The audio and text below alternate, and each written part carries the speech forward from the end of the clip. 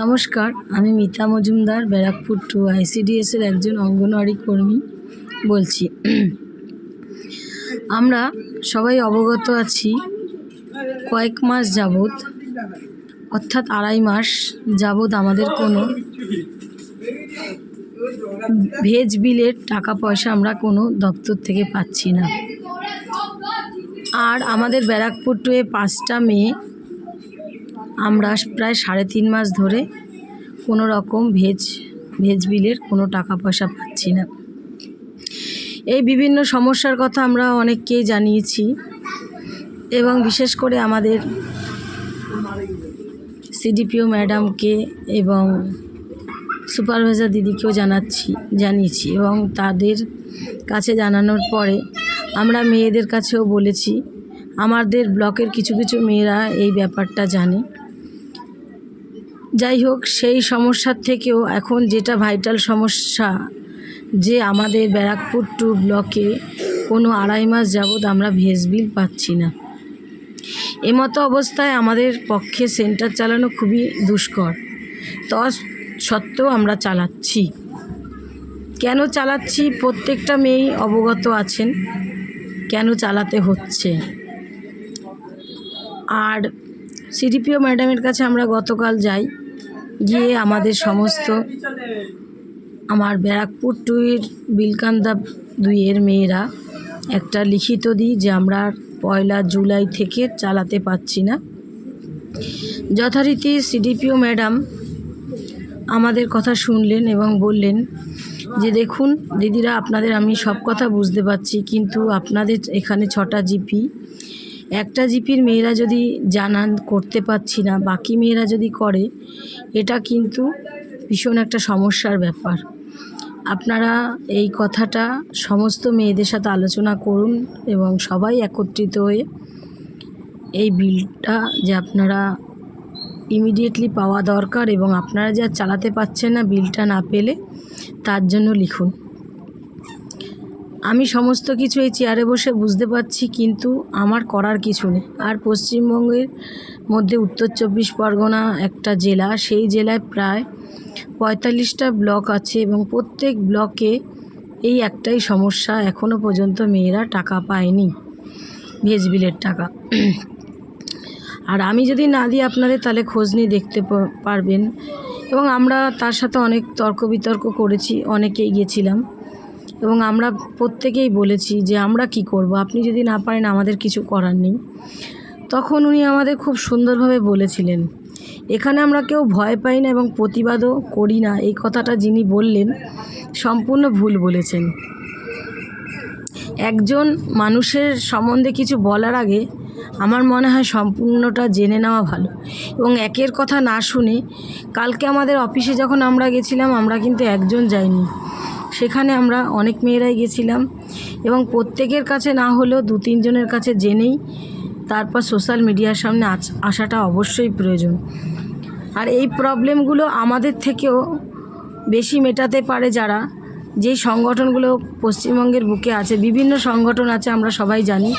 সংগঠনে যারা নেতৃত্ব দেন তারা যদি এই ব্যাপারগুলো আমাদের দেখেন, মেয়েদের সমস্যা নিয়ে সমস্যার সমাধান করতেই কিন্তু সংগঠন, নাহলে কিন্তু সংগঠনের কোনো প্রয়োজন নেই। সংগঠন যদি এইগুলোর জন্য কোনো রকম ইনিশিয়েটিভ না নেয়, তাহলে মেয়েরা কি করবে। এখানে বলছে কর্মী দিদিরা ভয় পেয়েছে, তাদের মাথায় আকাশ ভেঙে পড়েছে। এই কথাগুলো কেন বলা হচ্ছে? মেয়েদের সম্মানে আঘাত কেন আনছে? আমি একটা মেয়ে হয়ে আরেকটা মেয়ের সম্মানে কেন আঘাত আনবো? কিসের ভয়? আমরা কেউ পাই না। আর বিলকান্দা 2-এর মেয়েরা ব্যারাকপুর 2 ব্লকের মধ্যে তারা যথেষ্ট সাহসী, তার পরিচয় পূর্ববর্তী যারা আছেন প্রত্যেকেই জানেন। আমরা ভয় পাই না, কিন্তু আমরা একটা অফিসে গেছি, যিনি বসে আছেন আমাদের সিডিপিও, তার একটা চেয়ারের মর্যাদা আছে, সেখানে গিয়ে তো আর আমরা ভাঙচুর করতে পারি না। তার কথাগুলো ভাবলাম। আর আমাদের মেয়েদের কারোর টাকা পয়সা অধিক আছে, এটাও কিন্তু ভুল। কাজ করতে এসে কিন্তু আমাদের অনেক রকম কাজকর্ম করতে হয়। আর আমার যেই প্রিয় বন্ধুরা বলছেন, তারা কি নিজেরা বন্ধ করেছেন? তারা কি বন্ধ করেছেন? না তারা বন্ধ করার আগে মেয়েদের সাথে কোনো আলোচনা করেছেন, দেখো আমরা এটা করতে পারি? শুধু সোশ্যাল মিডিয়ার সামনে এসে বললেই হবে না, সবার কথাটা শুনতে হবে। আর অন্নপূর্ণা ভাণ্ডার নেওয়ার জন্য আমরা ভিখারি, এটা কি কথা? ভিখারি হব কেন? ভিখারিরা কি একা অন্নপূর্ণা ভাণ্ডার পাচ্ছে? এটা কত বড় অসম্মানজনক কথা বললেন। ওনার হয়তো প্রয়োজন নাই, কিন্তু এমন এমন মেয়েরা আছে প্রত্যেকের প্রয়োজন। আর এটা আমরা একটা সানমানিংয়ে কাজ করি, তাদের যখন এতই কোনো কিছুর দরকার নেই, এতই চিন্তাভাবনা মেয়েদের নিয়ে, তাহলে মেয়েদের নিয়ে তারা ঝাঁপিয়ে পড়ছে না কেন?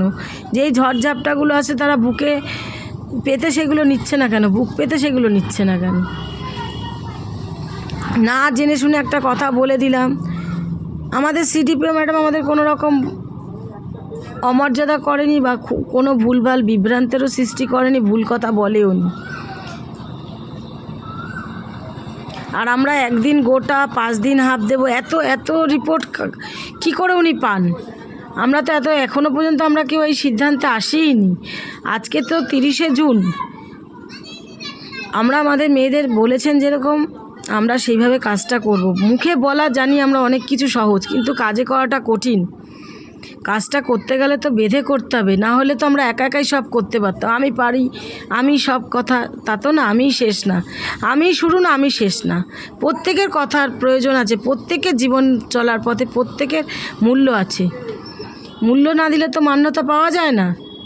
আমি নিজে সব পারি, আমি নিজে সব করি, আমি সব, এটা কী ধরনের কথা? এটা তো কথা না। এরকম সোশ্যাল মিডিয়ায় আসার আগে তো অন্ততপক্ষে মেয়েদের সাথে একটু আলোচনার দরকার ছিল। যিনি বলছেন তিনি তো মেয়েদের চেনেন, জানেন, কেন তিনি অন্য মেয়েদের বিভ্রান্ত করছেন? আর একজন মেয়ে হয়ে যিনি কিনা নিজে একজন অঙ্গনওয়াড়ি কর্মী, সে কি করে কর্মীদের ছোট করছে? একবার ভিখারি বলছে, একবার বলছে ভয় পাচ্ছি, একবার বলছে মাথায় আকাশ ভেঙে পড়ছে। তিনি কি চান? কি বলতে চান? কি বার্তা দিতে চান মেয়েদের বিরুদ্ধে? এত যদি ওনার মেয়েদের প্রতি অবমাননা থাকে, ঘৃণা থাকে, তাহলে উনি তো সরাসরি মেয়েদের সাথে এইগুলো আলোচনায় বসতে পারে।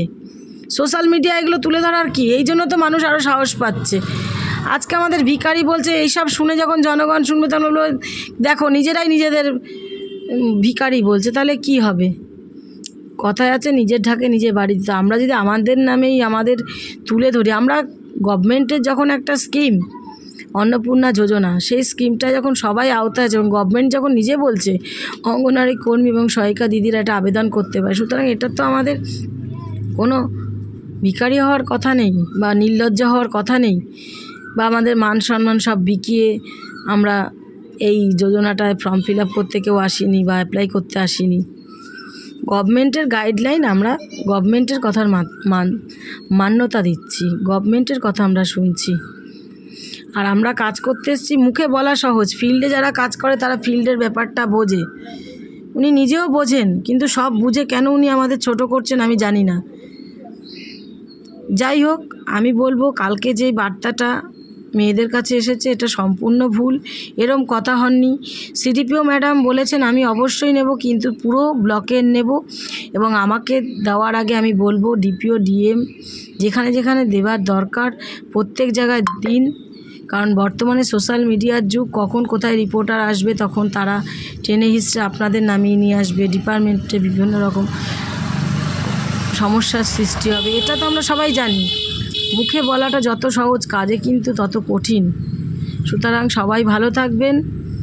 আর কি বলবো, এরকম কথা শুনে খারাপ লাগলো। আমি কখনোই আসতে চাই না বা ভালো বলতেও পারি না সোশ্যাল মিডিয়ার সামনে, তবে এই কথাগুলো আজকে বারে বারে শুনলাম, শুনে খুব খারাপ লাগলো, তার জন্য আসলাম। যাই হোক, সবাই বিবেচনা করবেন। সব বার্তাই যে সঠিক হয় তাই না, কিছু জিনিস ভুলও আসে, সেই ভুলটাকে বিচার করে আপনারা আপনাদের মতামত দেবেন। ধন্যবাদ, সবাই ভালো থাকবেন।